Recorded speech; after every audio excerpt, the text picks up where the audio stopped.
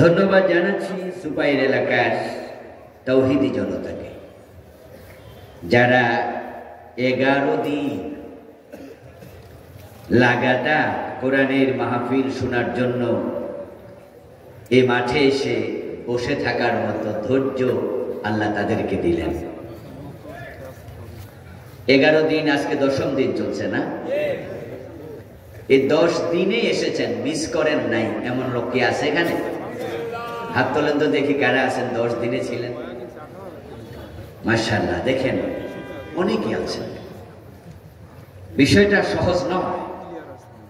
অসুস্থতা থাকে, জরুরত থাকে, বিভিন্ন সফর থাকে, লাগাতার 10 দিন উপস্থিত থাকা, এটা তো ইতিকাফের মতো হয়ে গেল।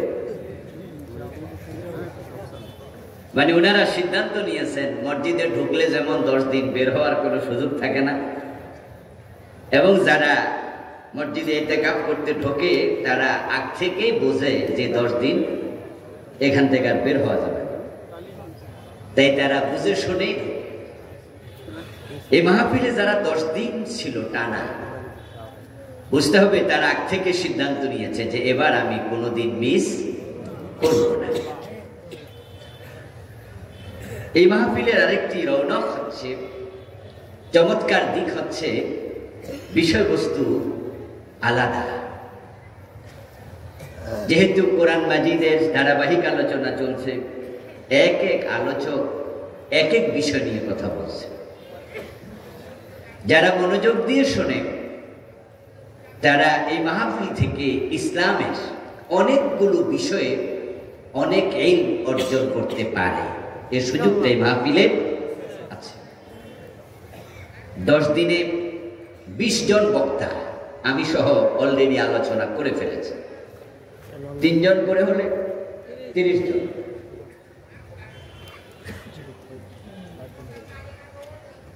আল্লাহ তাআলা যে এই বিশাল নিয়ামত আপনাদের দিলেন, বিশেষ করে আগস্ট বিপ্লবের পরে, গত আগস্টের 5 তারিখের পরে এই নিয়ামত সারা দেশে এখনো বাড়িত উন্মুক্ত।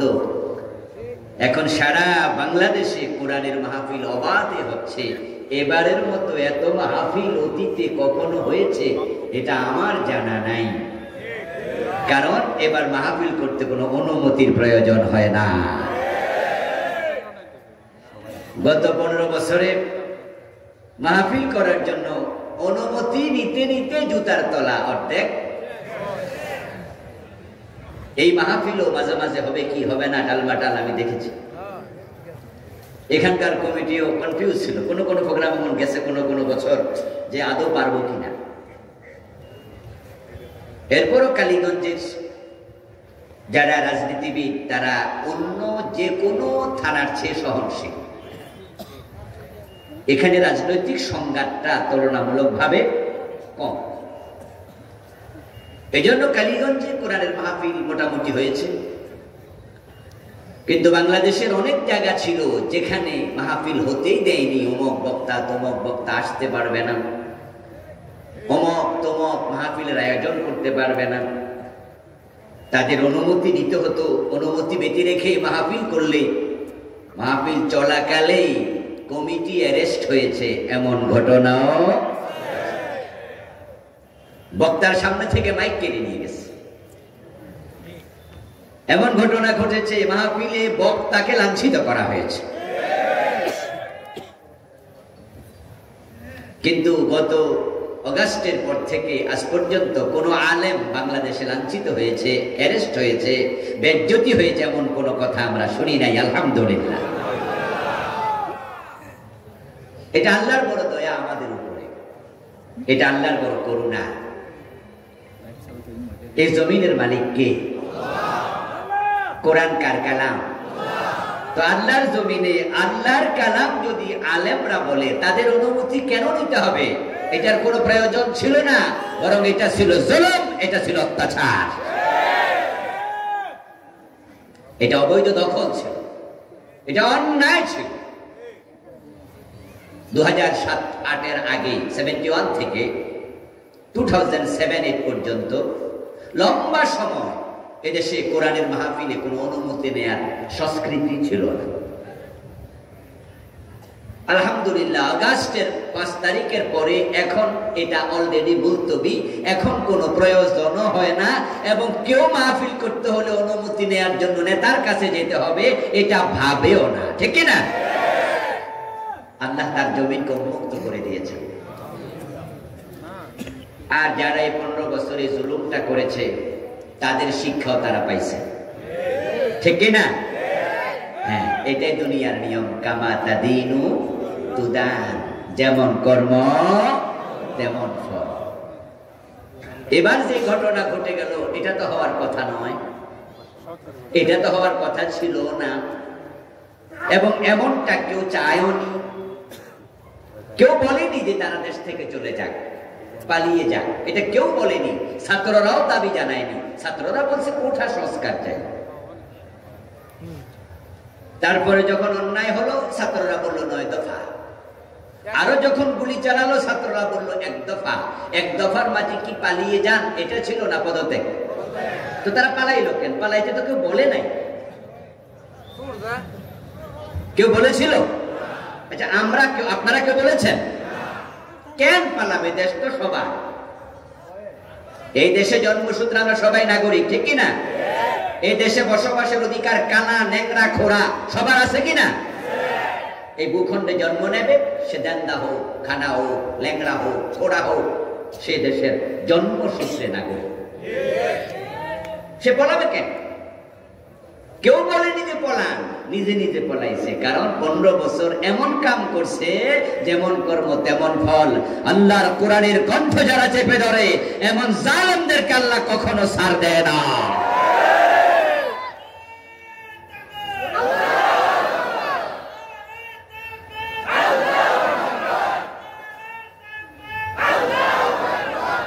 আমার প্রিয় ভাইয়েরা, ওনাদের এই পালিয়ে যাওয়া, লজ্জিত হওয়া, লাঞ্ছিত হওয়া, এর ভিতরে আমাদের শিক্ষা আছে না? আমরা যেন কখনো জালেম না হই। এখন যারা অন্তর্বর্তীকালীন সরকার আছে তারা কি 10-20 বছর থাকবে নাকি? এত বছর থাকতে গিয়ে আসছে ওরা? আসেও নাই, থাকার সুযোগও নেই। ওরা আগামী 1-2 বছর 3 বছরের ব্যবধানে একটা নির্বাচন দিয়ে ওরা চলে যাবে। পরবর্তী যারা সরকার আসবে তাদের জন্য আমরা বলছি, সতর্ক বার্তা শোনাচ্ছি, বাংলাদেশে কোরআনের কথা বলতে অনুমতির শর্ত যেন কেউ আরোপ না করে। যদি আল্লাহর কোরআনের কথা বলতে আল্লাহর জমিনে কারো অনুমতি নিতে হয়, ওই জালেমদের একই পরিণত হবে। আল্লাহ তাদেরকে লাঞ্ছিত করবেন, কোনো সন্দেহ নাই।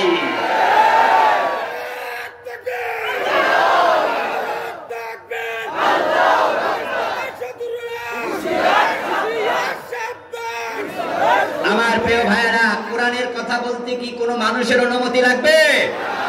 কোরআন কার বাণী? জমিনটা কার? তো মাঝখানে তুমি কেনা? তুমি কে যে তুমি বলো যে আমার অনুমতি নেন? আল্লাহ রাগ করে না? আল্লাহ রাগ করে না? আল্লাহর রাগের রেজাল্ট, ফলাফল তোমরা পেয়েছো। এমন ভাবে পালাতে হয়েছে, রান্না করা ভাতটা খাইয়া পালাইতে পারে নাই। এবং পালাতে এই দেশের কেউ বলেনি, বলেছে তার সেনা প্রধান যে নিজে নিয়োগ দিয়েছে এবং তার আত্মীয়, ঠিক কিনা? উনি বলছে যে ম্যাডাম তাড়াতাড়ি পলান, 45 মিনিটের বেশি সময় দেয়া যাবে না, এর ভিতরে পড়ে। আজীব। এবং আমরা দেখলাম লাঞ্ছনার পর্যায়টা কোথায় গিয়ে থেমেছে। যে বঙ্গবন্ধুর নাম শুনলে বাংলাদেশের সব দলের লোকেরা একটু শ্রদ্ধার সাথে উনার নামটা নিত। যদিও আমি জীবনে কোনোদিন তাকে জাতির পিতা বলি নাই, কিন্তু বঙ্গবন্ধু বলে সম্মান আমিও দিতাম, কারণ তিনি স্বাধীনতার স্থপতি। ওই ব্যক্তিকে সবাই সম্মান দেয়, কিন্তু এবার যা হলো দেখলাম উনার মূর্তির গলার মাঝে রশি লাগায়া টেনে টেনে মাটির মাঝে ফেলেছে। এতটা বেজ্জতি করলো, মূর্তির মাথায় উঠে কেউ কেউ প্রস্রাব করতো, ভিডিওতে দেখেছি। আপনারা দেখেন নাই? আমি দেশে ছিলাম না, আমি ছিলাম তার্কিতে। 5 তারিখে আমার তুরস্কে সফর ছিল, 8 তারিখে আমেরিকায় সফর ছিল। এই জন্য আমি দেখি নাই, আমি ভিডিওতে দেখেছি। আর আপনারা যারা ঢাকায় ছিল তারা নিজের চোখে অনেকে দেখেছে। এগুলো থেকে শিক্ষা নেবেন, জালেম কোনোদিন হবেন না। জুলুমের রেজাল্ট কখনো ভালো হবে না।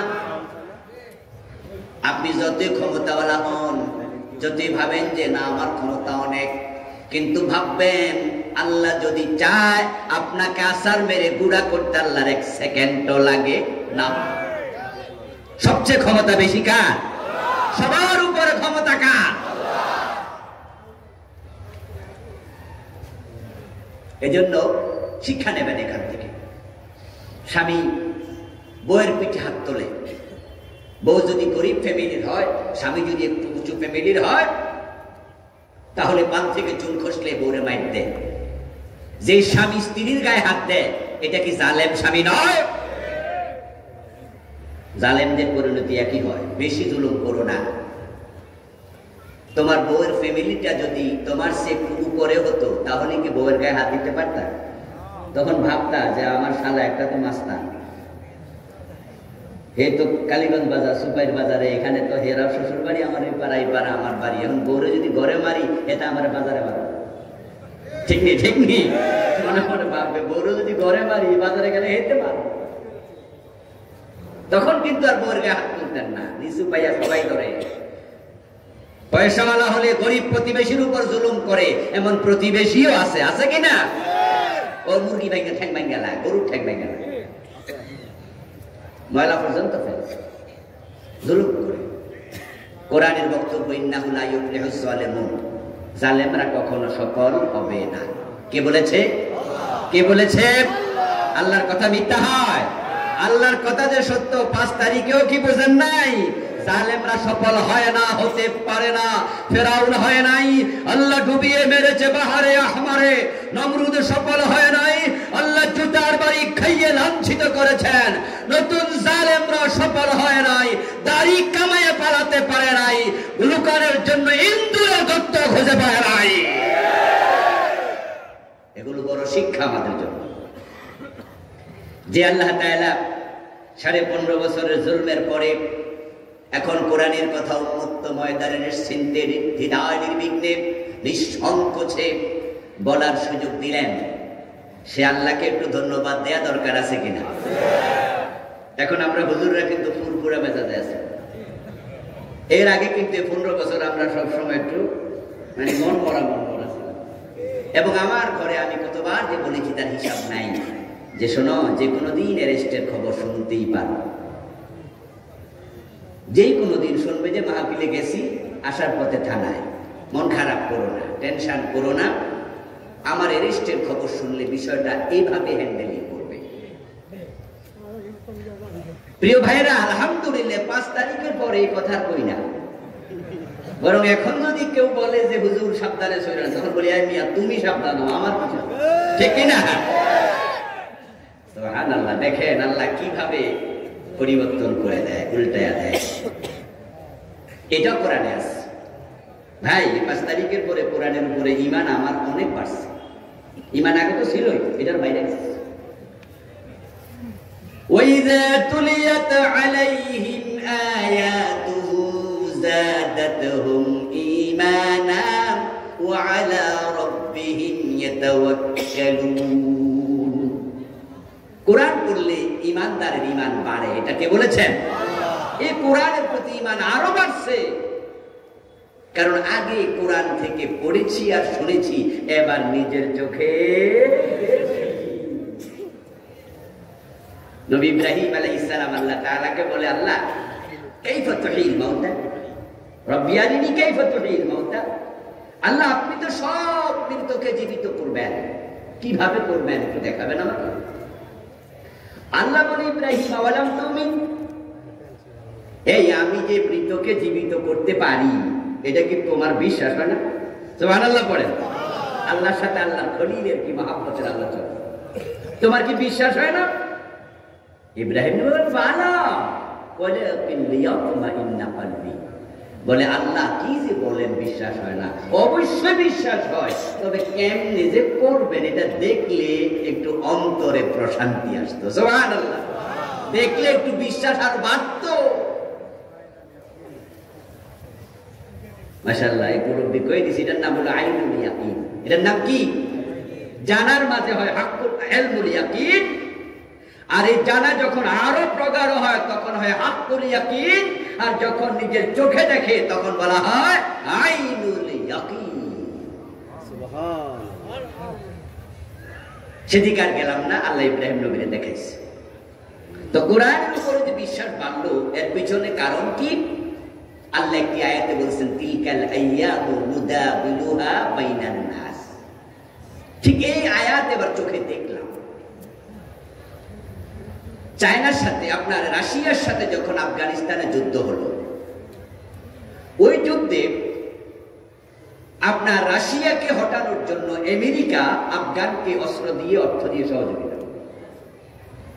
তামাম পৃথিবী থেকে মুসলমানরা আফগানিস্তানের পক্ষে যুদ্ধ করার জন্য আফগানিস্তানে গেছে। বাংলাদেশ থেকেও হাজার হাজার মুজাহিদ গিয়েছে। রাশিয়া খান খান হয়ে গেল। চেচনিয়া সহ অনেকগুলো রাষ্ট্র রাশিয়ার ব্লক থেকে মুক্ত হয়ে গেল, আফগান মুক্ত হয়ে গেল। পরবর্তীতে আবার আমেরিকা আফগানিস্তান দখল করলো, পরে আবার যুদ্ধ করলো, কয়দিন আগে আবার মুক্ত, ঠিক না? ওই যুদ্ধে যখন আমেরিকা ও আফগানের পক্ষ ছিল, রাশিয়ার বিপক্ষে যুদ্ধ হচ্ছিল, বাংলাদেশের মুজাহিদরা গিয়েছে যুদ্ধ করার জন্য। একজন যুদ্ধ ফেরত মুজাহিদ বাংলা একটি বই লিখেছে ফিরে এসে। বইটার নাম হলো আফগানিস্তানে আমি আল্লাহকে দেখেছি। মুরব্বী পড়ছে, ওই উনি পড়ছে। আপনারা কি কেউ পড়ছেন? নিচে এতলা দেন তো, পড়ুন না, আসেনি দেখি। কম পড়ুন না, লোক লাগবে। আমিও পড়েছি। বেশি বেশি পড়তে হবে। শোনা জিনিস বেশিক্ষণ থাকে না, হারাই যায়। পড়া জিনিস কলবে ঢুকে যায়, ঠিক কিনা? এই জন্য কোরআনের প্রথম মেসেজ কি ছিল? ইকরা শব্দের অর্থ কি? পড়ো, পড়ো। বইয়ের নাম লিখছে আফগানিস্তানে আমি আল্লাহকে দেখেছি। নাম শুনলে একটু খাপ্পা বেখাপ্পা বেখাপ্পা লাগে। কি রে, কয় কি? আল্লাহ রে আবার দেখা যায়। ভিতরে পড়লে বুঝবেন যে আসলে লেখক বুঝাতে চেয়েছেন আমি আল্লাহর সরাসরি সাহায্য দেখেছি। কিভাবে যে আল্লাহর সাহায্য এসেছে কাফেরদের বিরুদ্ধে মুসলমানের হাতে, আমি নিজে দেখে এসেছি। এটাকে তিনি বলেছে এই সাহায্য দিয়েছে কে? বলেন না, কে দিয়েছে? এই জন্য উনি বলেন আমি আল্লাহকেই যেন দেখেছি। এবার আমরা আল্লাহকে দেখেছি 5 তারিখে। কিভাবে? কোরআনে তিলকাল আইয়ামু নুদাবিলুহা বাইনান নাস। আল্লাহ বলে আমি মানুষের মাঝে দিন আবর্তন করি, দিন আমি ঘুরাই। আজকে আপনি ছেলে, কালকে হবেন বাবা। আজকে উনি বউ, কালকে হবে শাশুড়ি। আজকে ছেলে অবস্থায় বাবার সাথে যে আচরণ করছেন, আপনি বাবা হলে আপনার সন্তান একই আচরণ ফিরিয়ে দেবে। দিন ঘুরায় কে?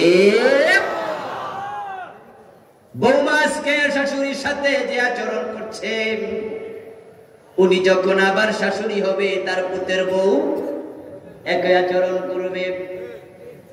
ঠিক গত 15 বছরে তারা যেটা করছে সেটা তারা পেয়ে গেছে। এখন আল্লাহ দিন আমাদের দিকে ঘুরাইয়া দিছে। আগে তারা ছিল আরামে খুশিতে, রামেরা, বামেরা, চোরেরা, ডাকাতেরা, সন্ত্রাসীরা মাথা উঁচু করে চলত। এখন আল্লাহ ঘুরাইয়া দিছে আমাদের দিকে।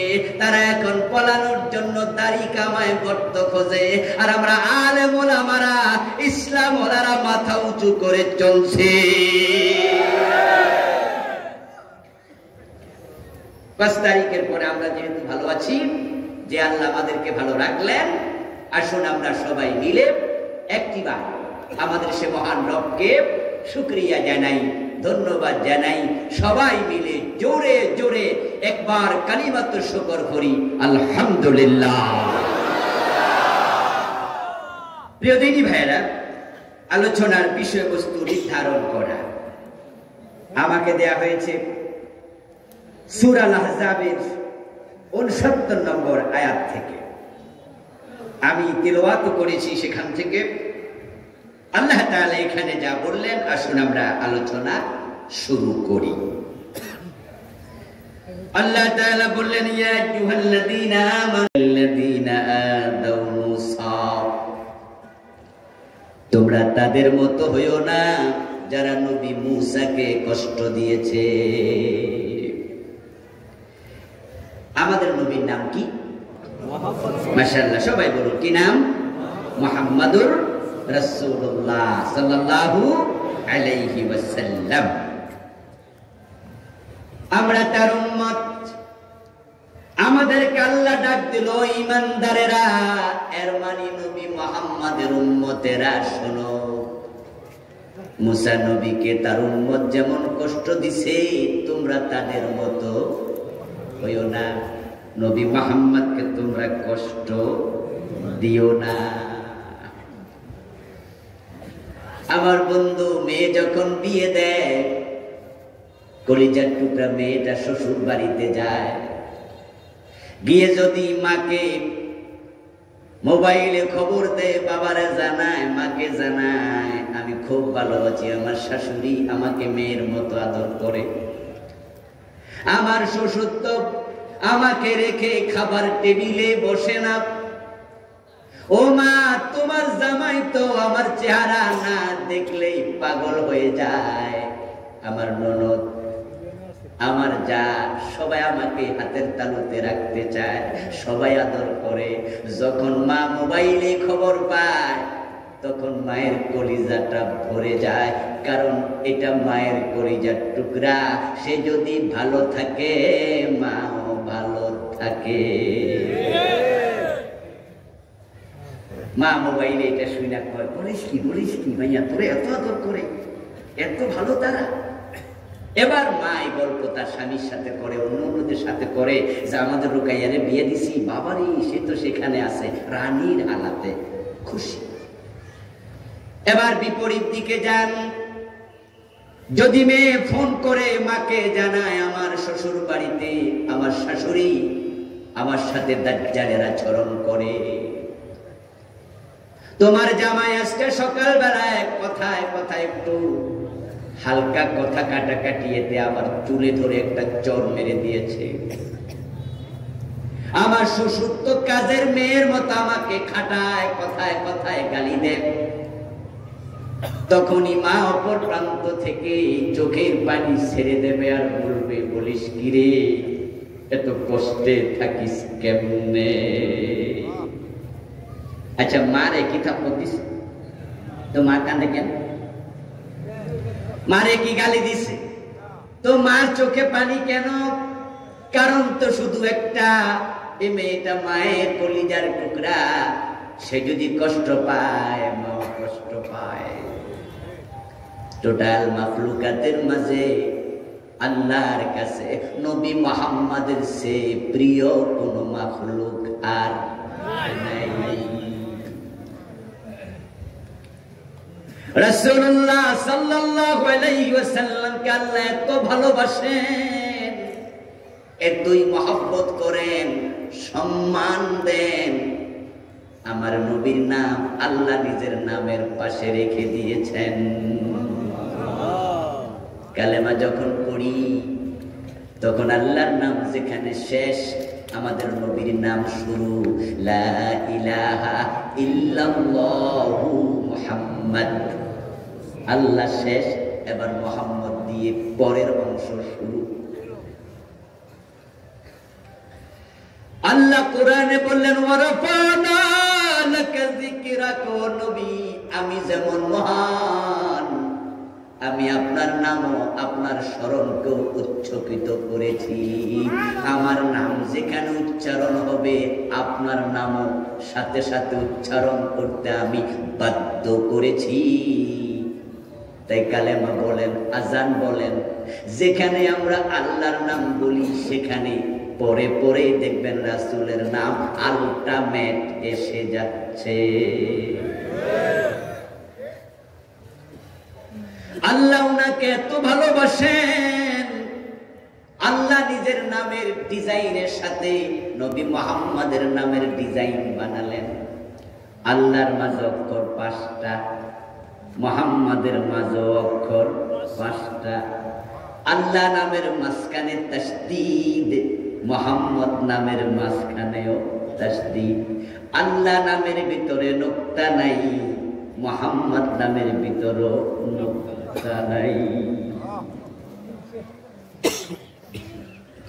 প্রিয় নবীকে আল্লাহ এতটাই সম্মান দেন, কোরআন মাজিদে আল্লাহ তাআলা অনেক নবীকে নাম ধরে ধরে ডেকেছেন বিভিন্ন প্রয়োজনে, কিন্তু আমাদের নবীকে যখনই ডেকেছেন তখনই ইয়া আইয়ুহান নবী, ইয়া আইয়ুহার রাসূল, ইয়া আইয়ুহাল মুজাম্মিল, ইয়া আইয়ুহাল মুদ্দাসসির উপনামে সুন্দর সুন্দর সিফতে ডেকেছেন।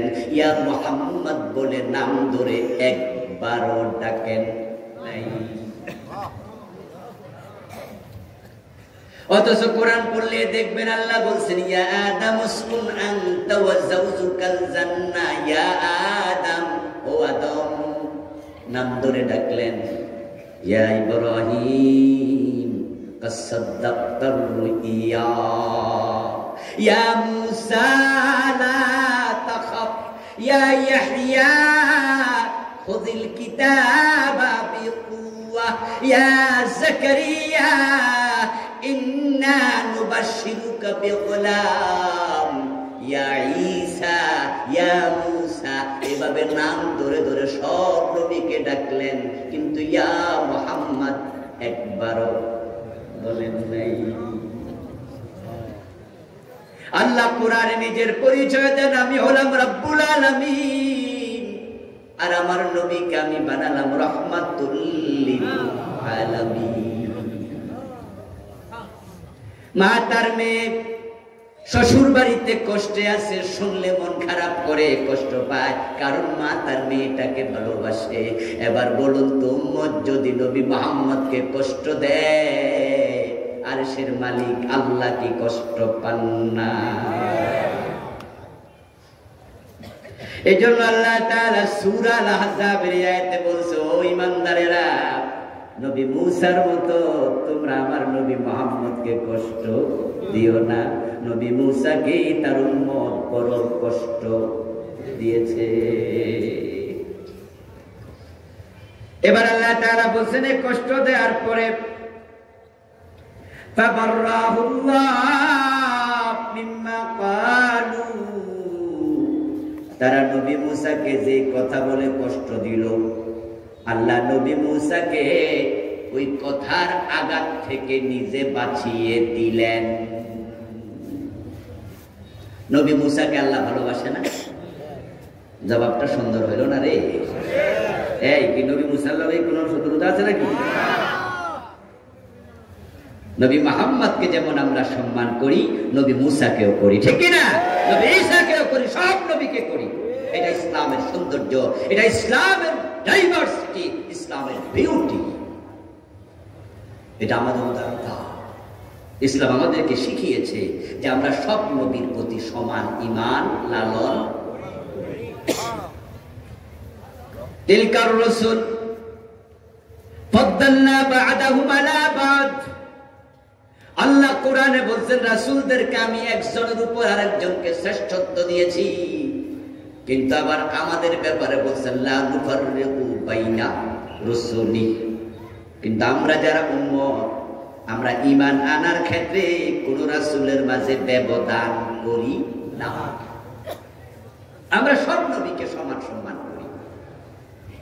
এরপরও নাকি মুসলমানরা সন্ত্রাসী। ইহুদিরা বলে আমরা খারাপ, আমরা কি সন্ত্রাসী, আমরা নাকি উগ্র, আমরা ফান্ডামেন্টালিস্ট, আমরা টেরোরিস্ট। নাউযুবিল্লাহ, নাউযুবিল্লাহ।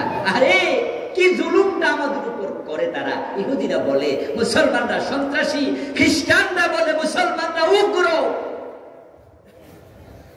প্রতিক্রিয়াশীল। ইহুদিদের নবী মূসা আলাইহিস সালাম, তাকে আমরা ভালোবাসি, কিন্তু ইহুদিরা আমাদের নবী মুহাম্মদকে ভালোবাসে না, উল্টা গালি গালাজ করে। আমরা তাদের নবীর নাম যখন নেই, আমরা দোয়া ছাড়া নাম নেই না, শুধু মূসা বলি না, আমরা বলি মূসা আলাইহিস সালাম। খ্রিস্টানরা আমাদেরকে বলে আমরা সন্ত্রাসী, আমরা উগ্র, অথচ তাদের নবী ঈসা আলাইহিস সালাম আমরা শুধু ঈসা বলি না, সাথে সাথে দোয়া করি। কিন্তু খ্রিস্টানরা আমাদের নবীকে সন্ত্রাসী বলে গালিও।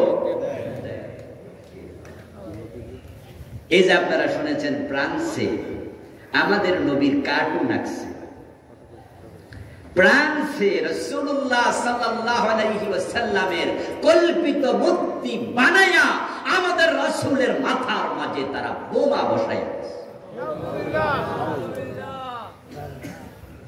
খ্রিস্টান সুইডেন একই কাজ করেছে, আর ইহুদিরা তো করেই সব সময়।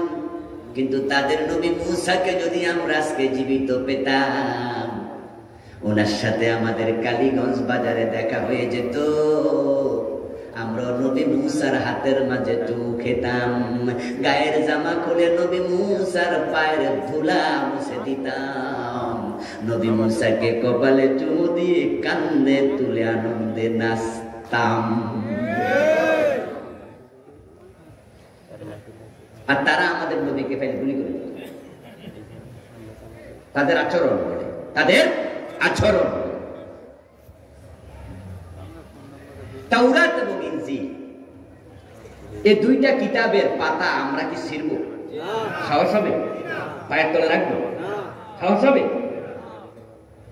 তাদের কিতাবও আমরা সম্মান করি, তাদের কিতাবকে আমরা শ্রদ্ধা করি, কিন্তু তারা মাঝে মাঝে দেখবেন কোরআনের পাতা আগুন লাগাইয়া দেয়, কোরআন ছিঁড়ে পায়ের নিচে রাখে। এরপর তারা কয় আমরা নাকি উগ্র। কি মাসলুম আমরা? ঠিক বাংলাদেশে গত 15 বছর যা ছিল, হুজুররা কি সন্ত্রাসী, হুজুররা কি জঙ্গি, হুজুররা কি এই, হুজুররা সেই। অথচ আপনারাই তো সাক্ষী, এদেশে যত ভালো মানুষ আছে যারা শান্তি প্রিয়, তাদের ভিতরে আলেম ওলামারা আছে না নাই?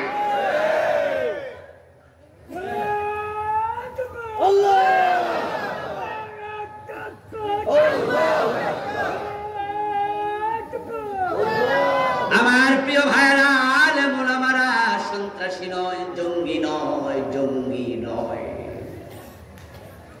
বরং এই মাহফিলগুলোতে, সেই মসজিদের মিম্বারে আমরাও তো আপনাদেরকে শান্তির ওয়াজ করি, ঠিক না? আমরাই তো শান্তি বাণী শোনাই, তা আমরা কেমন শুনি? মাজলুম আমরা, মাজলুম। ও দোস্ত, নবী মূসা আলাইহিস সালামকে আমরা ভালোবাসি। এবার ভালোবাসা থেকে বলুন, নবী মূসাকে আল্লাহ ভালোবাসেন কিনা?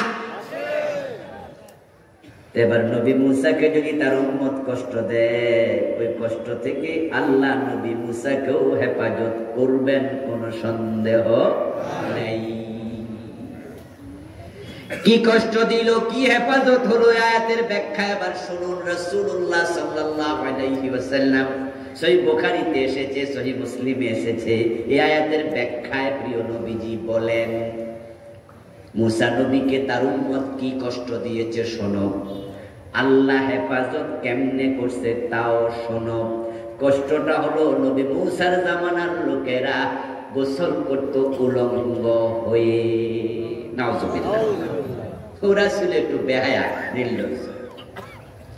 আর কিছু কিছু এলাকা পৃথিবীতে এখনো আছে যেখানে কাপড় চোপড় খুলতে আজকের এই আধুনিক যুগেও কোনো লাজ শরম নাই। আপনারা অবাক হবেন, এখনো আজকের এই দিনেও আমাদের পার্বত্য চিটাগাং, আমাদের হিল ট্যাক্সে গেলেও দেখবেন যে গাগরি পয়রা ওড়না ছাড়া এরকম একটা পরে, এর দূরে গেঞ্জি অথবা ওই যে উপরেরটা কি করে ব্লাউজ, এরকম একটুকু পরে পেট দেখা যায়, নাভি দেখা যায়, নিচে একটা ঘাগরা, হাতের মাঝে একটা দাও লইয়া দেখবেন ইয়াং ইয়াং মেয়েরা, বুড়া বুড়া মেয়েরা হাঁটতেছে। হিল ট্যাক্সে গেলে দেখবেন তারা কেউ ওড়না পরে না। উপজাতি, ওরা কি চাকমা উপজাতি। পৃথিবীর বিভিন্ন দেশে আল্লাহ সফরের সুযোগ দিয়েছে, সেই সুবাদে বিভিন্ন জায়গায় দেখতে গেলাম। যখন যাই সমুদ্র অঞ্চলে ঘুরতে, এই কয়দিন আগে ওই যে বললাম যে অগাস্টে আমেরিকার সফর ছিল, তো আটলান্টিক নামে একটা সাগর আছে না, ওটাতে আমি আগে গিয়েছি, গোসল করছি। আরো ধরেন 2019-এ গেলাম, 21-এ গেলাম, তখন আমি আটলান্টিক মহাসাগরে নামছি, গোসল করছি, উজু করছি। এবার আমি আমেরিকায় ঘুরতে গিয়ে প্রশান্ত মহাসাগরের ওখানে একটি প্রোগ্রামে গেলাম, ফ্লোরিডা। নাম শুনছেন? Miami, America. ওই অঞ্চল হলো প্রশান্ত মহাসাগর। তা আমি তাদেরকে বললাম যে ভাইরা, আমি ভারত মহাসাগরে গোসল করেছি যখন আমি মালদ্বীপে গেলাম, আপনাদের আমেরিকা এসে আমি আটলান্টিকে গোসল করেছি, কিন্তু এবার যেহেতু প্রশান্ত মহাসাগরে আসছি, একবার গোসল না করে কিন্তু আমি। পৃথিবীতে মহাসাগর কয়টা আছে? 5টা। মহাদেশ কয়টা? 7টা। মহাসাগর কয়টা? তো আমি ভাবলাম যে প্রত্যেকটা গোসল করে লই, 5টা ফুরাবো, এইটা এবার ছাড়বো কেন? আচ্ছা বলুন তো, এবার গোসল করতে গেলে সাগরে যাওয়া লাগবে না? কি বাড়ির বেদ গোসল করে যাবো সাগরকে পানি তুললে বালতি দিয়ে? সমুদ্র অঞ্চলে ঘুরতে যাই, ঘুরতে গেলে দেখা যায় ওই সমুদ্রের পাশে এমন কিছু মহিলা হাঁটে যাদের গায়ে পোশাক আশাক খুব একটা নেই, এমন বেহায়া, এমন নির্লজ্জ, এমন নির্লজ্জ, চোখ এমনে দুইটা, তারপরে দৌড় মারা লাগে, লজ্জা লজ্জা নিচের দিকে তাকায়া থাকা লাগে, চাইলে তো গুনাহ হয়ে যাবে, চোখকে গুনাহ থেকে বাঁচানো বড় কঠিন, তাই অনেক হেফাজতে থাকা লাগে। আধুনিক যুগে যদি কাপড় ছাড়া সমুদ্রে গোসল করে, এবার বলুন তো, যে সামান্য কাপড় পরে নামলো, ওই সমুদ্রের এলাকাতে পাবলিক আছে না নাই? তোরা শরম থাকলে নামতে পারতো নি? তো এই যুগে যদি এমন বেহায়া থাকে, জাহিলিয়াতের খবর কি?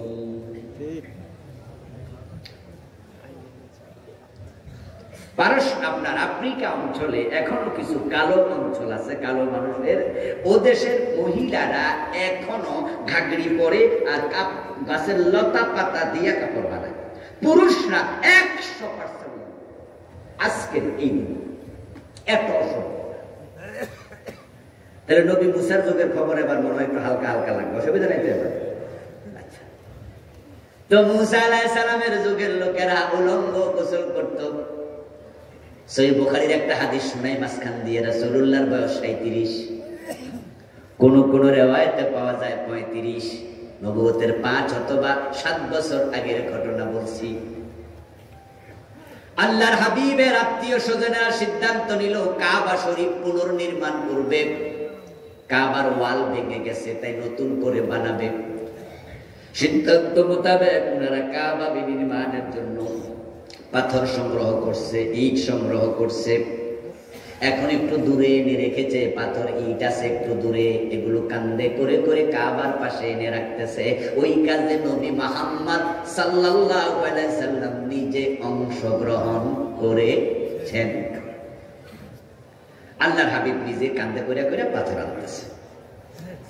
রাসূলুল্লাহর সাথে আছে ওনার চাচা আব্বাস রাদিয়াল্লাহু তাআলা আনহু, রাসূলের বয়সে 2 বছরের সিনিয়র, আপন চাচা। আল্লাহর হাবিবের বয়স যদি 35, তাহলে আব্বাসের বয়স কত? রাসূলের বয়স যদি 37, আব্বাসের বয়স কত? 2 বছর বড়।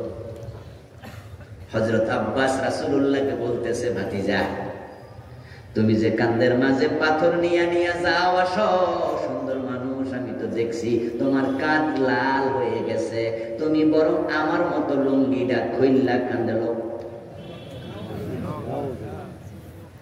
তাহলে এতে করে কি হবে? ওই পাথরটা লুঙ্গির উপরে রাখলে কাঁধের মাঝে এই চোট আর। এই হাদিস দিয়ে বোঝা যায় আব্বাসের পরনে লুঙ্গি আছে না নাই। তাহলে নবী মুসার যুগের কথা শুনে আশ্চর্য হওয়ার কিচ্ছু নাই। আল্লাহ রাসূলের যুগে জাহিলিয়াতের সময় কাবা তাওয়াফ করার সময় কাপড় চোপড় খুইল্লা তাওয়াফ করতো। তারা বলতো যে কাপড় পরে গুনাহ করি, ওই কাপড় পরে কাবা শরীফ তাওয়াফ কেমনে করি? এই জন্য ওরা কাপড় চোপড় খুললা দূরে রাইকা পুরা উলঙ্গ কাবা তাওয়াফ করতো। কারণ এই কাপড় তো গুনার কাপড়, এই কাপড় পরে মিথ্যা বলি, এই কাপড় পরে মদ খাই, এই কাপড় পরে এই গুনাহ ওই গুনাহ করি, এটা নিয়ে কাবা তাওয়াফ করা যাবে না। তাকওয়া, তাকওয়া, এটার নাম তাকওয়া কেলাবি, কুত্তা। এই তাকওয়ার কি নাম দিলাম আমি? উস্তাদদের থেকে শুনছিলাম। তাকওয়া কেলাবির ব্যাখ্যা কি? দেখবা সাবালে কুকুর প্রস্রাব করার সময় ঠ্যাং তোলা কি আপনাদের এলাকায় কালীগঞ্জে দেয়নি? যে কুত্তা ঠ্যাং তোলা দেয় না নাকি সাবালে, এটা ভালো। কুকুর যখন প্রস্রাব করে তখন পা তোলা দেয়, কারণ প্রস্রাব যদি গায়ে লাগে নাপাক হওয়ার সম্ভাবনা আছে, কিন্তু পায়খানা কইরা পানি নেয় না, এটা লাগিয়ে থাকে। আসলটা কইরা গা ভরাইছে, ওখানে তাকওয়া নাই, মুতার সময় তাকওয়া। এটার নাম কি? তাকওয়া।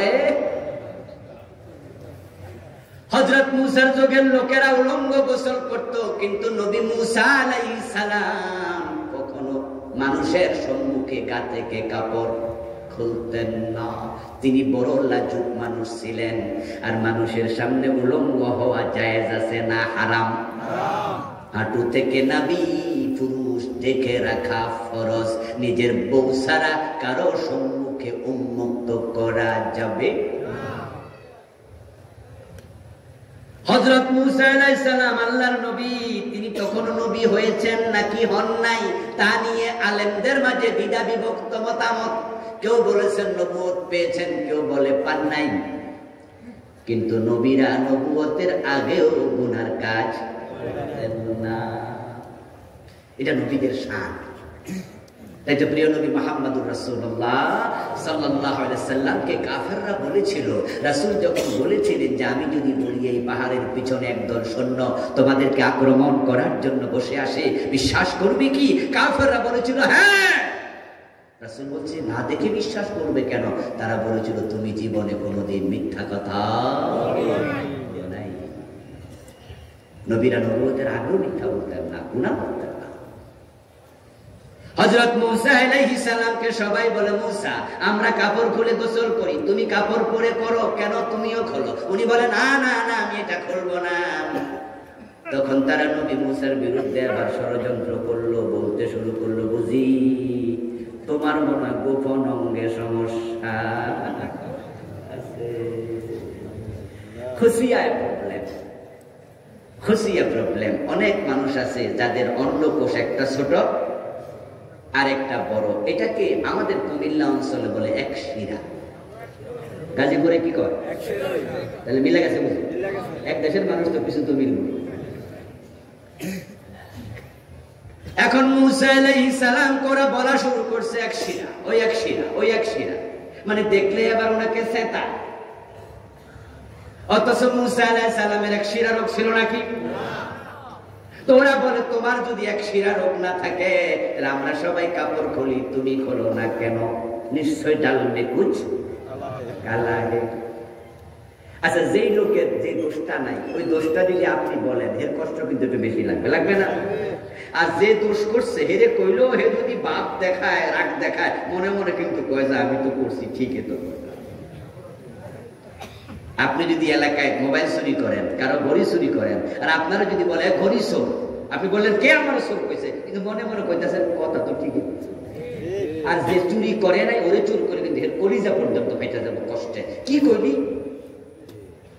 নবী মুসা আলাইহিস সালাম তো নির্দোষ নিষ্কলঙ্ক মানুষ, নীরব সুশ্রী সুন্দর মানুষ, কিন্তু পাবলিক উনাকে সেতায়, উনাকে বলে বলে কষ্ট দেয়। এক শিরা, এক শিরা, এক শিরা। আমার আরশের মালিক আল্লাহ তাদের এই আচরণে নিজেও কষ্ট পেয়েছেন। তাই তিনি সিদ্ধান্ত নিলেন এই কষ্ট থেকে আমি আমার নবী মুসাকে হেফাজত করবই, আমি বাঁচাবো। কিভাবে বাঁচাবে? প্রিয় নবীজি সাল্লাল্লাহু আলাইহি সাল্লাম এবার বলতেছেন, একদিন নবী মুসা গোসল করার জন্য খুব দূরে চলে গেলেন। ওখানে গিয়ে ডানে বামে সামনে পিছে তাকালেন, তাকায়া দেখেন কোনো মানুষ নাই, এটা জঙ্গলের একটি কূপ। তাই তিনি নিজের গায়ের কাপড় খুললেন, লুঙ্গিটা খুললেন, খুলে তিনি একটা পাথরের উপর রেখে এবার তিনি পানিতে উলঙ্গ হয়ে নামলেন। কোনো মানুষ যেহেতু দেখে নাই, সুতরাং গুনাহ হওয়ার সুযোগও। আমরা টয়লেটে যখন ঢুকি তখন আমাদের পায়খানা করার সময় আমরা কাপড় আগের জায়গায় রেখেই তো করি, ঠিক না? না খুলি, বলা বলা দেয়নি, কি গুনাহ হয়েছে? কারণ টয়লেটের ভিতরে কোনো মানুষ নাই। আপনি গোসল করার জন্য পানিতে নামছেন, পানিতে নেমে আপনি মনে মনে ভাবলেন যে লুঙ্গিটা আমার পরনে আছে, ওই লুঙ্গিটা তো সকালবেলায় আমার বাচ্চা পায়খানা করছিল, এর একটু পায়খানা লাগছে। এখন আমি যদি এটা গায়ে রাখা তারপরে পুকুর থেকে উঠি, তাহলে তো ওই পায়খানার বীজাণু পানি আমার গায়ে আবার লাগবে, গোসল করেও তো পরিষ্কার হতে পারলাম না। তাই আপনি লুঙ্গি একবারে পানি অতটুকু নামার পরে খুললেন, খুইলা এটা হাত দিয়ে ধুইলেন। এখন কি পরনে লুঙ্গি আছে নাকি? তো মাছে দেখলে কি গুণ হয়ে যাবে? মাছের সাথে পদ্মা আছে নাকি? তো পদ্মা যদি অন্য অন্য মাখলুকের সাথে থাকতো, তাহলে লোটা যখন ব্যবহার করেন পানি লইয়া, তাহলে তো লোটাও দেখে নাকি? হযরত মুসা আলাইহিস সালাম নামলেন, লুঙ্গিটা পাথরের উপর রেখে গোসল করলেন। কোন মানুষ তো সেখানে নাই, সুতরাং গুনাহ হওয়ার সুযোগও। এবার তিনি গোসল করে উঠলেন, উঠে লুঙ্গিটা লইয়া গায়ে দেবেন। প্রিয় নবীজি বলেন, লুঙ্গির কাছে গেছে, ওই পাথর নিজে নিজে হাঁটতে শুরু করছে। সুবহানাল্লাহ বলেন, সুবহানাল্লাহ। পাথর একা একা দৌড়। মুসা আলাইহিস সালাম বলে, ইজারি হাজার, ইজারি হাজার, ইজারি হাজার। বলতেছে, কিরে পাথর, কিরে পাথর, লুঙ্গি তো আমার, তুই যাস। পাথরটা হাঁটছে, পিছনে মুসা দৌড়াচ্ছে। এমন ভাবে পাথর দৌড় মারছে, মুসা লুঙ্গির জন্য দৌড়াতে দৌড়াতে পাথরের পিছে ছুটছে। যে লোকেরা নবী মুসাকে দেখলে বেশি চেতাইতো, ওরা এক জায়গায় বসে 4-5 জন গল্প করতেছে, পাথর ঠিক তাদের সামনে গিয়ে থামছে। মুসা আলাইহিস সালামের গায়ে কি কাপড় আসেনি? এক কথা বলেন, আসেনি? এখন হেরা তো তাকায় দেখছে, আরে মুসার তো কোনো এক্সপিরিয়েন্স নাই। এবং তার আশ্চর্য হয়েছে, কিরে পাথর নিজে নিজে এরকম হাঁটতে কোনোদিন তো আর দেখি নাই। যে মুসা পাথরের পিছে দৌড়ায়, আর পাথরের উপরে মুসার লুঙ্গি। মুসা আলাইহিস সালাম দৌড়াতে দৌড়াতে পাথর পাইলেন সেখানে, লোকজন বসে আছে যেখানে, পাথর থামলো, উনি তাড়াতাড়ি লইয়া কাপড় পরলেন। আর তারা দেখে ফেললো মুসা নীরব, কোনো অসুবিধা নাই। তখন তারা মুসা নবীকে আর এই কথা বলে চেতাইতো না। আল্লাহ বলে, আমি নিজে মুসাকে বাঁচাই দিছি। সুবহানাল্লাহ। এখন তারা যে মুসা আলাইহিস সালামকে কাপড়বিহীন দেখে ফেললো, নবী মুসার কি গুনাহ হয়েছে নাকি? উত্তর হলো, হয় নাই। কারণ এটা নবী মুসা ইচ্ছা করে করেন নাই, এটা ওনার সামর্থ্যের বাইরে, সাধ্যের বাইরে। যেমন ধরেন আমরা কিছু রোগ দেখি, কিছু রোগী দেখি যাদের মৃগী রোগ আছে, যারা হঠাৎ করে মাটিতে পড়ে যায়, তারপরে এভাবে তপড়াইতে থাকে, লাফাইতে থাকে, লুঙ্গি থাকলে লুঙ্গি মুঙ্গি পর্যন্ত খুলে যায়, এমন রোগী আছে না? আচ্ছা, যেই রোগীটা তপড়াইতে তপড়াইতে ধাপড়াইতে ধাপড়াইতে লুঙ্গি খুলে গেল, তার কি কবিরা গুনাহ হয়েছে? এটা তার সাধ্যের বাইরে। নবী মুসাকে তোমরা তারা যেভাবে কষ্ট দিছে, আমার নবী মুহাম্মদ কেমন কষ্ট দিও না। রাসূলুল্লাহকে তাহলে বোঝা গেল ওনার জামানায় কষ্ট দিছে এমন কিছু লোক ছিল, না থাকলে এই আয়াত আল্লাহ নাজিল করতেন না। রাসূলকে যারা কষ্ট দিছে তারা হলো মুনাফিক। তারা কারা? কাফেররা দিছে, মুশরিকরা দিছে। এখানে আলোচ্য বিষয় ওরা না, এখানে হলো উম্মতের মাঝে একদল। রাসূলুল্লাহ সাল্লাল্লাহু আলাইহি ওয়াসাল্লামের বিরুদ্ধে কথা বলে মুসলমানের সন্তান এমন বাংলাদেশেও আছে না নাই? তাসলিমা নাসরিন এত ঘোষণা দিয়া কয়, তাসলিমা নাসরিন তো ঘোষণা দিয়া কয়, এজন্য আমরা ওরে মুনাফিক বলি না, তাকে বলি নাস্তিক। সে মুরতাদ। সে বলে যে আমি মুহাম্মদ মানি না, আমি আল্লাহ মানি না, রাসূল মানি না। বলেন নাউযুবিল্লাহ। সে বলে যে আমি মানি না, তাই সে মুসলমানের সন্তান। মানি না বললে আমরা মুনাফিক বলবো না, তাকে বলি তুই নাস্তিক, তুই মুরতাদ। কিন্তু আল্লাহ রাসূল মানি, এ কথা বলার পরে নবী মুহাম্মদের ইসলাম মানে না, ইসলাম ওয়ালাদেরকে কষ্ট দেয়, কোরআনের কথা শুনলে তারা বাধা তৈরি করে, কোরআন ওয়ালাদেরকে রাজাকার বলে গালি দেয়, এমন মুনাফিক আছে না? না,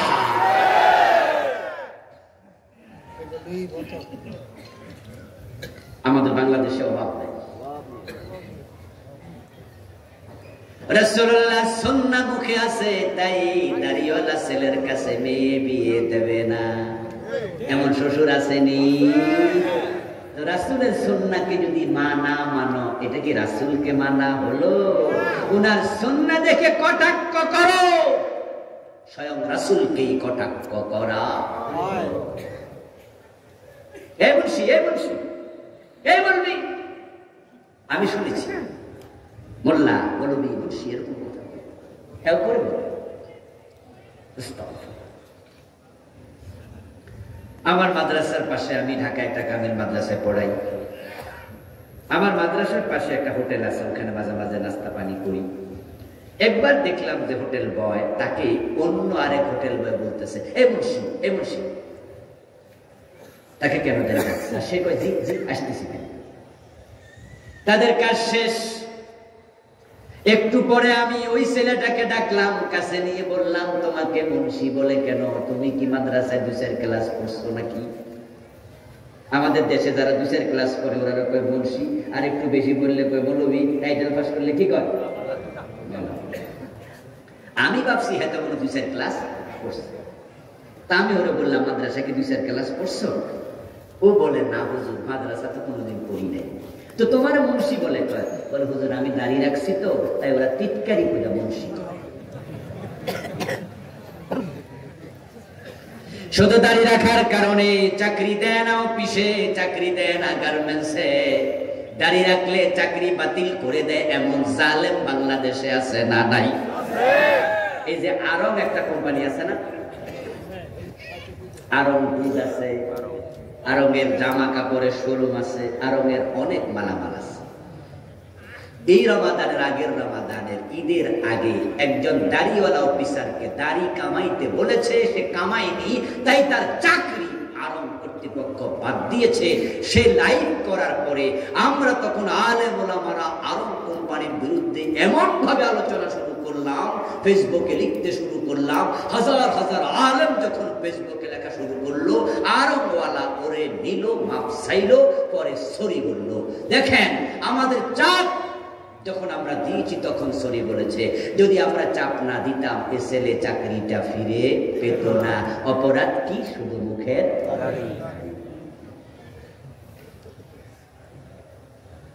ও দোস্ত, রাসূলের সুন্নাহর বিরুদ্ধে কথা বলো, রাসূলকে কষ্ট দেয়া হয়।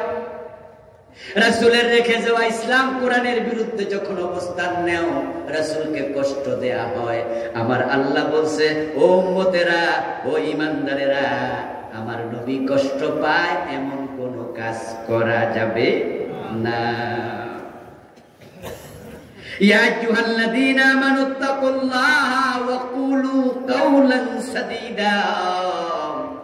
পরের আয়াতে আল্লাহ বলে, ও মুমিনেরা, আরেকটা কথা শোনো, তোমরা আল্লাহকে ভয় করো, আর যখন কথা বলবে তখন ন্যায়সঙ্গত কথা বলো। এখানে দুটা মেসেজ, আজকে দুটা থেকে কিছু কথা বলে মাহফিল শেষ করে দেব।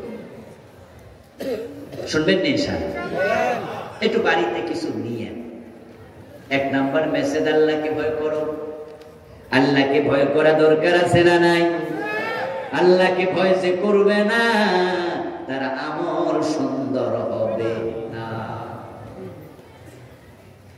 যে আল্লাহকে ভয় করে তার আমল সুন্দর হয়। কিন্তু আমরা একজনকে ভুলে যাই, যিনি আসমানে থাকে, আরশের উপরে থাকে। আমরা অপরাধ করার সময় ডানে বামে তাকাই, উপরে তাকাতে ভুলে যাই। যখন চোর চুরি করে তখন একবার ডানে চায়, আরেকবার বামে চায়, সামনেও চায়, পিছনেও চায়, কেউ কোনো দেখলো নি, কিন্তু আসমানের দিকে তাকাতে ভুলে যায়। যিনি সব দেখে তার কথাই মনে থাকে না।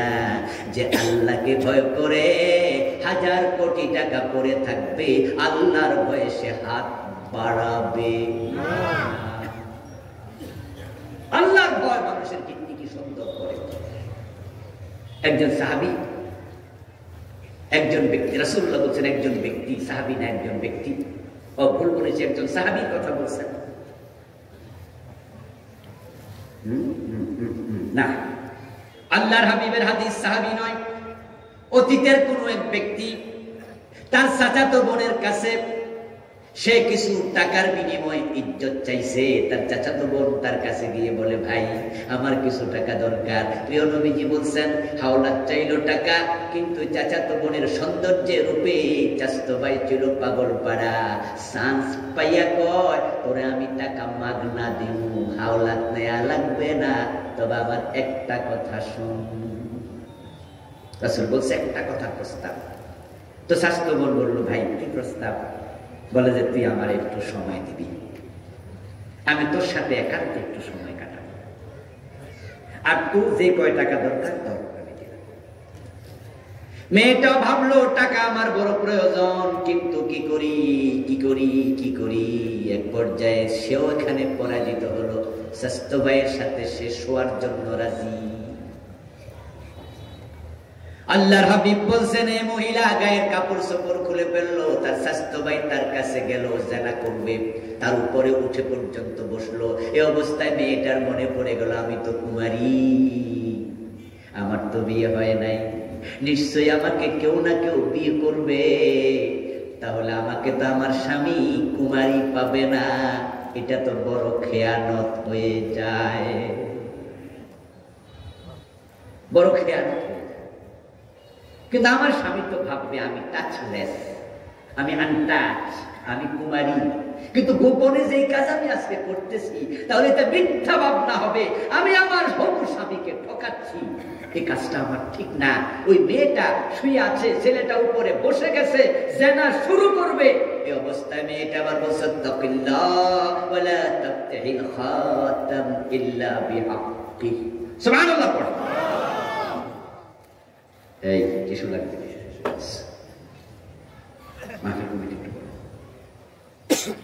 আল্লাহর হাবিব সাল্লাল্লাহু আলাইহি ওয়াসাল্লাম বলতেছেন, মহিলা এবার তার স্বাস্থ্য ভাইকে বলতেছে, আল্লাহকে ভয় করো, অবৈধভাবে আমার কুমারিত্ব নষ্ট করিও না। কাকে ভয় করো? জোরে বলেন, কাকে? এই কথাটা বলার সাথে সাথে ওই যুবকের অন্তরে আল্লাহর ভয় এসে গেল। সে তার স্বাস্থ্য বোনের সাথে আর জেনা করে নাই, তাকে ছেড়ে দিয়েছে। আল্লাহর ভয় মানুষের আমল ভালো করে, তার জীবন সুন্দর করে। আমরা যা করি তিনি দেখেন, তাই তাকে ভয় করো। করার সময় ভাবো অন্যায় করলে মাফ নাই, আমরা যা বলি তিনি যা শোনেন, বলার সময় ভাবো তিনি যেহেতু শুনেছেন মাফ নাই। এই চিন্তা রেখে মাথা জীবন চালাও, মাথায় এটা রাখো। হযরত ওমর বলেন, হাসিবু আনফুসাকুম ক্বাবলা আন তুহাসাবু ওয়াজিনু আনফুসাকুম ক্বাবলা আন তুজানু। আল্লাহর কাছে হিসাব দেওয়ার আগে নিজের হিসাব নিজে করো, আমল ওজন দেওয়ার আগে নিজের আমলের ওজন নিজে করো, তাহলে আখিরাত হবে অনেক সুন্দর। হাশরের ময়দানে যে মানুষগুলো ডান হাতে আমলনামা পাবে, ওই মানুষগুলো আমলনামা পাওয়ার পরে আপনজনদের কাছে লাফাতে লাফাতে আনন্দে দৌড়াবে। ওয়ায়ানকালিবু ইলা আহলিহি মাসরুরা, আনন্দে দৌড় মারবে। আমলনামা লোকজনকে বলবে, দেখো দেখো কত সুন্দর। ফায়াকুলু হাবুম করাউ কিতাবিয়া, পড়ো পড়ো আমার আমলনামা। লোকজন প্রশ্ন করবে, এত চমৎকার কেমনে আমলনামা হলো? একই বাজারে খরচ করছি, একই ভার্সিটিতে পড়েছি, একই মসজিদে নামাজ পড়েছি, একই এলাকায় জন্ম নিয়েছি, তুই আমার বন্ধু ছিলি, আমার আমলনামার তো খবর নাই, তোরটা ডান হাতে কেমনে আসলো রে, কেমনে হলো জানা? তখন সে কি জবাব দেবে? আল্লাহ সেটাও কোরআনে বলেছেন। সে জবাব দেবে, ইন্নী যানানতু আন্নী মুলাকিন হিসাবিয়া, আমি দুনিয়া হিসাব করে কাজ করছি, আমি জানতাম আমার আল্লাহ সব ব্যাপারে হিসাব নেবেন বটে। আমি আল্লাহকে ভয় করে জীবন চালাইছি। এই জন্য আল্লাহ বলছে, ও মুমিনেরা আল্লাহকে ভয় করো, যা বলবে সঙ্গত বলো, অসঙ্গত কথা বলো না, সঠিকটা বলো, কারণ মুখের প্রতিটা কথা তোমার আমল নামার মাঝে রেকর্ড, একটাও বাদ যাবে না। মা ইয়ালফিযু মিন কাওলিন ইল্লা লাদাইহি রাকীবুন আতীদ। তোমার 40, 50, 180 যে কয় বছর হায়াত, পুরাটা ভিডিও হচ্ছে, আল্লাহ আখিরাতে সবটা একসাথে তোমার হাতে রেকর্ড নামা আমল নামা তুলে দেবে, ফাঁস করে দেবে, বলবে ইকরা কিতাবাক কাফা বিনাফসিকা আল-ইয়াওমা আলাইকা হাসিবা। পড়ো পড়ো। শোনেন, আমল নামা যখন ফাঁস হবে উপায় নাই। আমাদের বাংলাদেশে একজন মন্ত্রী ছিল, উপমন্ত্রী, মাথায় চুল ছিল না, টাকরা মুরাদ। আপনাদের কি মনে আছে উনার নাম? মুরাদ সাহেব। উনি কোন নায়িকার সাথে কি কথাবার্তা বলছিলেন, এই অডিওটা ওনার কোন বিরোধী লোক এটা ইউটিউবে। নায়িকা মাহিকে তিনি বলছে, এই আসো তাড়াতাড়ি সোনারগাঁ হোটেলে, না আসলে আমি পুলিশ পাঠাচ্ছি, ডিজিএফআই, এনএসআই, এসবি, ডিএসবি, সেনাবাহিনী, র্যাব সবাইকে পাঠাচ্ছি। মানে জাস্ট একটু মজা করছে, তোমাকে তুলে নিয়ে আসবো আমার কাছে, তুমি তাড়াতাড়ি আসো। এই জাতীয় কিছু কথা উনি বললেন, এগুলো আপনারাও কেউ কেউ শুনেছেন, এগুলো ইউটিউবে আমরাও শুনেছি। যখন এটা ফাঁস হয়ে গেল, উনার এমপি গিরিও নাই, মন্ত্রীগিরিও নাই। দল উনাকে মন্ত্রিত্ব বাদ দিয়ে দিল, তার এমপিগিরি থামাইয়া দিল, তাকে তার দল থেকে বহিষ্কার করে দিল। এবার তাকে নমিনেশনটাও দেয় নাই। নিজের বউ তার বিরুদ্ধে থানায় গিয়ে মামলা দিল। পুরা জাতির সামনে মুখ দেখানোর মতো অবস্থা নাই, লজ্জায় মরে মরে ভাব। মাত্র 1.5 থেকে 2 মিনিটের অডিও ফাঁস হলে যদি এমন হয়, আখিরাতে 80 বছরের ভিডিও ফাঁস হলে আমাদের কি হবে?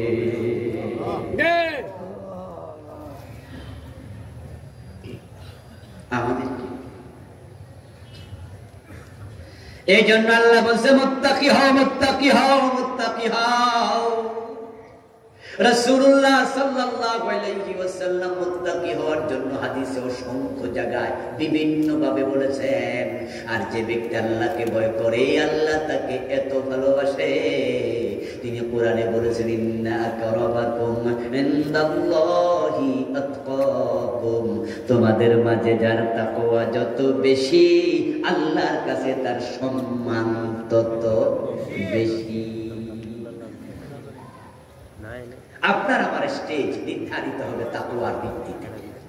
যার তাকওয়ার মান যত উপরে, তার সম্মান বেশি। হতে পারে আপনার গাড়ির ড্রাইভার, হতে পারে রিকশাওয়ালা, হতে পারে আপনার অফিসের পিয়ন, আপনার বাসার দারোয়ান, তার সাথে আল্লাহর সম্পর্ক ভালো, সে আল্লাহকে ভয় করে পাপাচার করে না।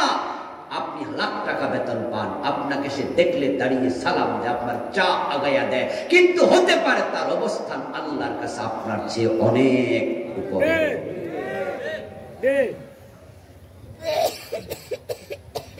যে ব্যক্তি আল্লাহকে ভয় করে, আল্লাহ নিজে তার হয়ে যায়, তার হয়ে যায়, তার হয়ে যায়। পবিত্র কোরআনে আল্লাহ তাআলা বলছে, মাইয়াত্তাকিল্লাহ ইয়াজআল লাহু মাখরাজা।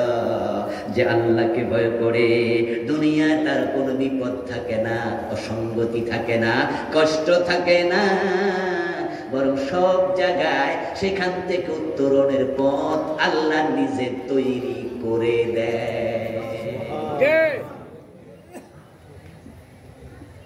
ইন তাত্তাকুল্লাহ ইয়াজআল লাকুম ফুরকানা। আর একাত আল্লাহ বলেন, তোমরা যদি আল্লাহকে ভয় করো, তাহলে আল্লাহ তোমাদের ফুরকান দেবেন। ফুরকান মুত্তাকি হওয়ার মাঝে এটা সেরা পুরস্কারের একটা, সেটা হলো যে আল্লাহকে ভয় করে, আল্লাহ তাকে ফুরকান দেয়। ফুরকান কি? কোরআনের আয়াত, ইন তাত্তাকুল্লাহ, যদি তোমরা আল্লাহকে ভয় করো, ইয়াজআল লাহু ইয়াজআল লাকুম ফুরকানা, আল্লাহ তোমাদেরকে ফুরকান দেবেন। ফুরকান হলো আল ফারিকু বাইনাল হাক্কি ওয়াল বাতিল। আল্লাহ মুত্তাকিকে এমন ইলম দেয়, এমন বুঝ দেয়, যার মাধ্যমে সে হক এবং বাতিল চিনতে পারে। অনেক বড় উপহার এটা, অনেক বড় উপহার, অনেক বড় নিয়ামত, হক চিনতে পারো। কারণ বাংলাদেশে আমি এমন বড় আলেম দেখেছি, কিতাবের পৃষ্ঠাগুলো হাসিয়া শুদ্ধ মুখস্থ, কিন্তু ভণ্ড পীরের মুরিদ হয়ে বসে আছে। এই যে বাইতুল মোকাররমে একজন খতিব ছিল, মাওলানা সালাউদ্দিন হুজুর, আগে নাম বলে দিছে কারণ চিন্তাবিদরা জানে, উনি ঢাকা আলিয়া মাদ্রাসা হেড মুহাদ্দিস ছিলেন, অনেক বড় আলেম ছিলেন। মাওলানা সালাউদ্দিন 18 পীরের কাছে মুরিদ হয়েছে। আপনি এবার ভাবেন একজন পিছনে কয়ার কোনো জায়গা পাইল। আসলেও 18 দরবারে আমি গত বছর গিয়েছিলাম, দেখে আসি, সুযোগ পাইলে ওখান দিয়ে মাহফিল করতে যাচ্ছিলাম ফরিদপুরের ওদিকে। তখন যাওয়ার পথে আমার ড্রাইভার সাহেব বললেন যে হুজুর, সামনে কিন্তু 18 দরবারের রাস্তা। আমি ঘড়ির দিকে তাকিয়ে বললাম যে আমাদের মাহফিলে পৌঁছতে যতটুকু সময় দরকার, আমার হাতে আরো 1-1.5 ঘন্টা সময় বেশি আছে। আমার এক ভাইরা আবার ওখানে চাকরি করে, এক মাদ্রাসার মুহাদ্দিস। আমি বললাম যে চলো তাহলে একসাথে দুটা হবে। আমি ওই দরবারে যাই নেই, দেখাও হয়ে গেল, ভাইরার সাথেও দেখা হলো। ঢুকলাম, ঢুকে 18 দরবারে গেলাম। ঢুকতেছি, আমার গাড়িটা বাহিরে রেখে আমি মাস্ক পরে ফেললাম, টুপি খুলে ফেললাম, যেন আমারে চিনতে না পারে। কারণ তাদের বিরুদ্ধে যে ওয়াজ করি, পাইলে খবরও আছে, বলা তো যায় না আবার কি আচরণ, ঠিক না? বলা তো যায় না। তা আমি টুপিটা খুলে একজন হাত দিলাম, টুপি তুমি লো, আর মাস্ক পরে ফেলছি। কেউ দেখলেও যেন চিনতে 2-4 মিনিট কমপক্ষে লাগে, যেটা কেডা। জুতা খুলে জুতা নিয়ে ঢুকছি, গেটের মাঝে সেই 2 জন খাড়াইল দারোয়ান, এই খুঁজে থামেন। আমার সাথে 3-4 জন, আমার ভাইরা ওরেও নিছি, ও মাদ্রাসার 2 ছাত্র, আর আমার ড্রাইভার, আমার সদস্য। কি হলো? বলে জুতা খুলে ঢুকে, জুতা নিয়ে ঢুকতে পারবেন। তা আমি ভাবলাম ওর সাথে তর্ক করে লাভ নাই, আর আমি তো চাইতেছি আমার যেন কেউ না চিনে। তো তর্ক শুরু করলে তো বাইরে দেবো, কেসু ঘুরতে ঘুরতে আবার যদি সাপ বাইরে, আমি সাথে সাথে জুতা খুলে ভিতরে ঢুকলাম। মাগরিবের নামাজ পড়লাম ওখানে। মাগরিবের নামাজ আমরা নিজেরা পড়ছি, যাক আল্লাহ সারাইছে, ওদের পিছনে আর পড়া লাগে নাই। কারণ আমি ঢুকে দেখি জামাত শেষ, মনে মনে ভাবলাম আল্লাহ জান বাঁচাইছে, কারণ নামাজ হয় কিনা তাও তো সন্দেহ ওদের পিছনে, যে আকীদা ওরা লাগু করে। মাগরিবে সালাম ফিরালো, সালাম ফিরিয়ে দেখি সবাই এদিকে ফিরে বসলো, পূর্ব দিকে ফিরে। পশ্চিম দিকে নামাজ পড়া তারা ঘুরাই দিকে বসে তারা দোয়া কি জানি পড়তেছে, পড়তে পড়তে এরপরে মুনাজাত শুরু করছে। তো হলো আমরা নিজেরা জামাতে নামাজ পড়লাম, পরে আমি ওখানকার যারা আমার ভাইরা এবং আমার ওই 2-3 ছাত্র ওখানে, ওরা জিজ্ঞাসা করলাম ওই দিকে ফিরলো সবাই, বলতেছে কারণ পীর সাহেব হুজুরের মাজারটা ওই দিকে, তাই ওনাকে ফিট দিয়ে তারা দোয়া করে না, ওনার দিকে বুক দিছে। আচ্ছা, ওনাদের সম্মান করছে, করুক, এটা শরীর কোনো অসুবিধা আছে মনে করি না। হয়তো বাড়াবাড়ি এই সম্মান দরকার ছিল না, তো বাড়াবাড়ি সম্মান দিছে, কিন্তু এতেই গুনাহ হয়ে গেছে তার। কিন্তু আমার কাছে বিরক্ত লাগছে, এমন দরকার। আচ্ছা, এবার নামাজ শেষ করে ঘুরতে বাইরে না, তা আমার নিল ওনার মাজারে, যে পীর মরে গেছে, ওনার কবরে গিয়ে দেখি 2 জন সেজদায় পড়ে আছে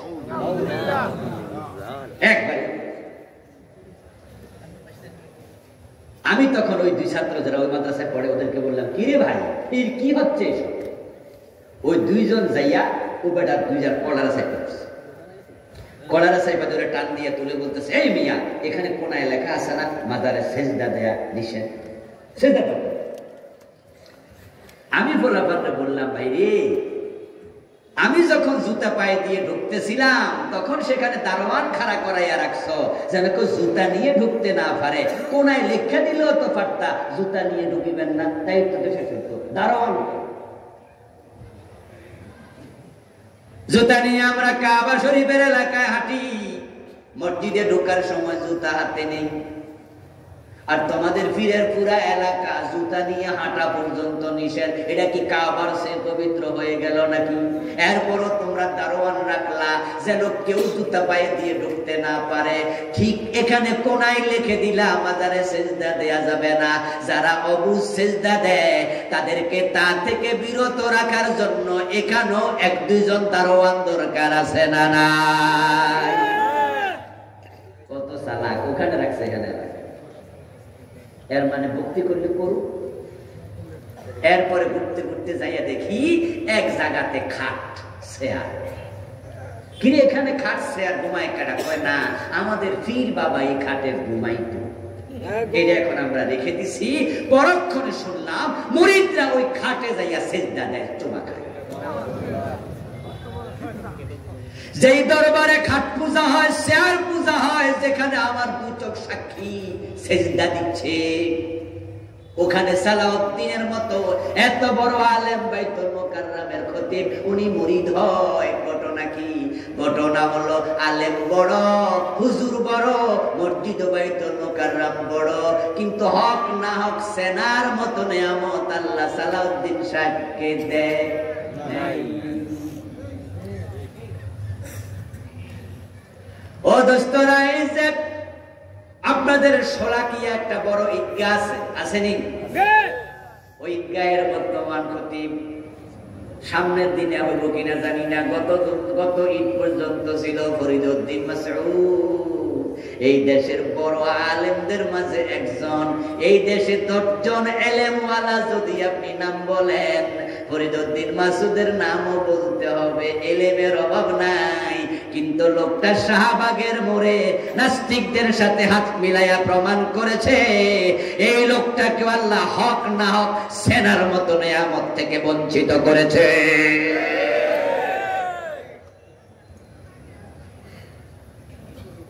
গত পতিত স্বৈরাচার এই সরকারের যে কয়জন হুজুর ছিল দালাল, তার মাঝে মাসুদ সাহেব এই সরকারের দালাল। আরেকজন তো শেখ হাসিনারে জান্নাতে দিয়ে দিছে। দিছিনি কইছে যে আপনি একজন জান্নাতি। ও দোস্ত আমার, দেখেন কোনটা হক কোনটা না হক অনেক আলেমও চিনতে পারে না। আর কিছু রিক্সাওয়ালা আছে, ঠেলাওয়ালা আছে, দিন মজুর আছে, পাইপ পাস মেট্রিক পাস আছে, যারা জালেমদের পক্ষে যেতে রাজি হবে না, প্রয়োজনে জীবন দিতে রাজি হয়ে যাবে। কোরআনের পক্ষে জীবন দেয় এমন অশিক্ষিত লোকও আছে। আল্লাহ তাকে তার তাকওয়ার কারণে হক বুঝার তৌফিক দিয়া দিছে।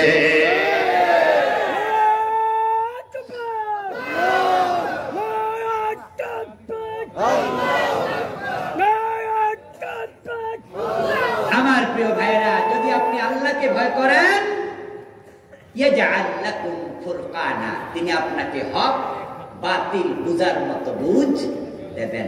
বলুন তো, হক না হক বুঝার ইলম দরকার আছে না নাই? ওই বুঝ দরকার আছে না নাই? এই বুঝ যদি আল্লাহ তুলে নেয়, তাহলে আপনিও পথহারা হয়ে যেতে পারেন। কোরআনে একজন ব্যক্তির আলোচনা আল্লাহ তাআলা একটি আয়াত নাযিল করে বলেছেন। তার নাম ছিল বালআম ইবনে বাউদ। নবী মুসার সময়ের লোক ছিল, এত বড় আলেম আল্লাহওয়ালা ছিল, উনি দোয়া করার সাথে সাথে দোয়া কবুল হতো। এই বালআম ইবনে বাউদ উনি শেষ জীবনে কাফের হয়ে মারা গেছে।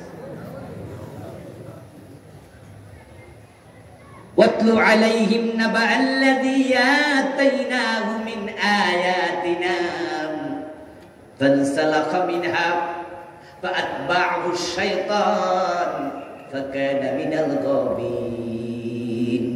এই আয়াতে আল্লাহ বালআম ইবনে বাউরার কথা বলে, তাকে আমি অনেক নিদর্শন দিয়েছি, মুজিজা কারামত দিয়েছি, কিন্তু এক পর্যায়ে কানা মিনাল গাবিন, সে হেদায়েত থেকে বঞ্চিত হয়ে গেছে। এখন যে তাকওয়া দরকার, তাকওয়া কাকে বলে? তাকওয়া কি বড় জামা গায়ে দেওয়ার নাম? তাকওয়া কি সুন্দর টুপির নাম? তাকওয়া কি 7 হাত লম্বা পাগড়ির নাম? না না না। তাকওয়া শব্দের অর্থ হলো খোদাভীতি।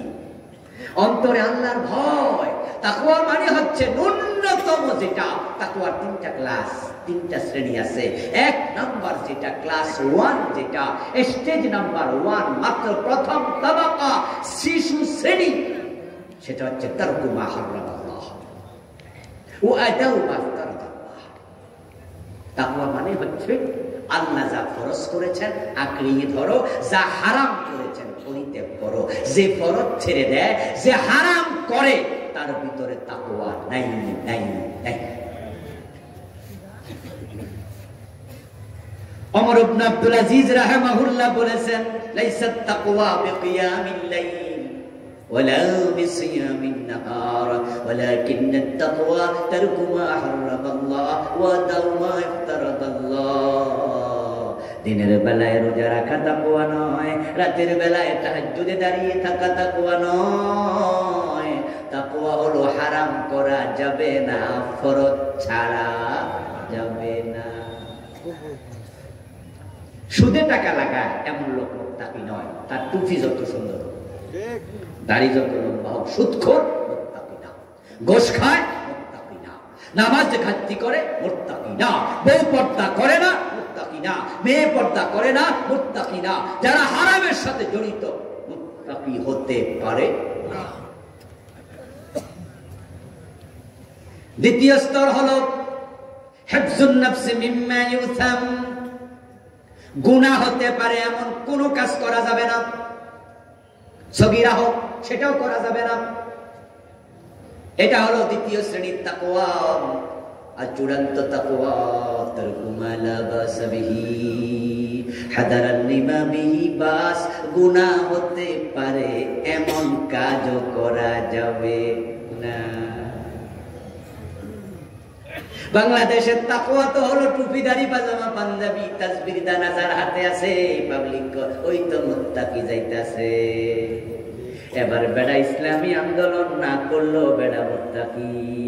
আল্লাহর জমিনে আল্লাহর দ্বীন কায়েমের চেষ্টা করা ফরজ। যেই লোকেরাই কাজ করে না, যত বড় পীর হোক, সে মুত্তাকি না, কারণ সে ফরজ তরকারি।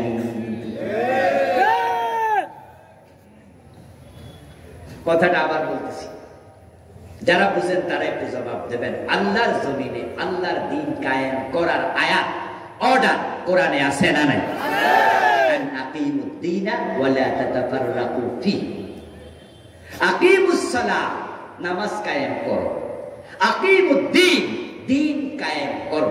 একই অর্ডার দিয়েছেন কে? আল্লাহ। আওয়াজ দিয়ে বলুন তো, নামাজ কায়েম করা নফল না ফরজ? তো একই শব্দ যদি আকিমুদ্দিন হয়, ওইটা বুঝি ফরজ না?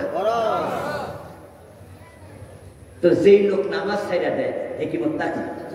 তো দ্বীন কায়েমের চিন্তা যে ছাইড়া দেয়, সে মুত্তাকি হয় কেমনে? এই আয়াতের আলোকে অসংখ্য পীর, অসংখ্য টুপিওয়ালা, নামাজি, দাড়িওয়ালা, তাদের নাম মুত্তাকিদের তালিকায় নাই নাই নাই।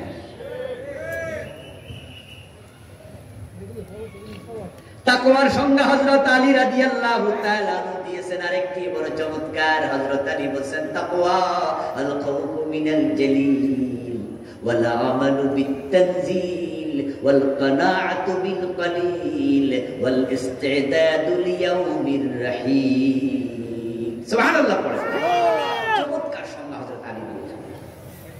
তাকওয়া মানে হচ্ছে আল খাউফু মিনাল জালিল, মহান রবকে ভয় করা। আল্লাহকে ভয় করে কোনো গুনার কাজ করা যাবে না, কোনো ফরজ তরক করা যাবে না। এটা এক নাম্বার। ওয়াল আমালু বিত-তানজিল, আলী বলেন তাকওয়া হলো এ কোরআন এখানে যা করতে বলেছে করো, যা ছাড়তে বলেছে ছাড়ো। কোরআন অনুযায়ী আমল করো। জোর ধরে হাত কাটো, এই কথাটা কোরআনে আছে না নাই? এ বিষয়ে আপনার ভূমিকা কি? আলী তো বলে কোরআনে যা আছে আমল করো। নবী মুহাম্মদ বলেছেন, আমার মেয়ে ফাতেমা চুরি করলে আমি তার হাতটাও কেটে দেব। অথচ নবীর উম্মত হাত কাটার ব্যাপারে কোনো চিন্তাই নাই, বরং যে হুজুর রাসূলের হাত কাটার ওয়াজ করে, ওদেরকে উল্টা অমুক দলের সদস্য বলে টিটকারি দেয়। রাসূলুল্লাহ সাল্লাল্লাহু আলাইহি ওয়াসাল্লাম আমাদের শিখিয়েছেন মদ পান করলে আশীর্বাদ দিতে হবে। হযরত ওমর তো তার ছেলেকেও ছাড় দেন নাই। এখন আশীর্বাদের আইনের খবর কি? এই বিষয়ে আপনার ভূমিকা কি? এ কোরআনে তো আছে আল্লাহ শিখাইছে ওয়াজআলনি মিন লাদুনকা সুলতানান নাসীরা, আল্লাহ তুমি আমাকে রাষ্ট্র ক্ষমতা দাও। এখন রাষ্ট্র ক্ষমতার জন্য আপনি দোয়া করছেন কয়দিন? তো রাসূলকে আল্লাহ দোয়া শিখায়, রাসূল দোয়া করে, রাসূলকে আল্লাহ রাষ্ট্র ক্ষমতা দিয়ে প্রেসিডেন্ট বানাইছে, 10 বছর মদিনা রাসূল কোরআন দিয়ে চালাইছে। এখন আপনি জীবনও রাষ্ট্র ক্ষমতার জন্য দোয়া করেন নাই, বরং রাষ্ট্র ক্ষমতা যারা চায় ওদেরকে গদি চায় বলে টিটকারি দিয়েছেন। তো রাসূল নিজে তো আল্লাহর কাছে গদি চাই, ওয়াজআলনি মিন লাদুনকা সুলতানা, আপনি আমাকে ক্ষমতা দেন, রাষ্ট্র ক্ষমতা।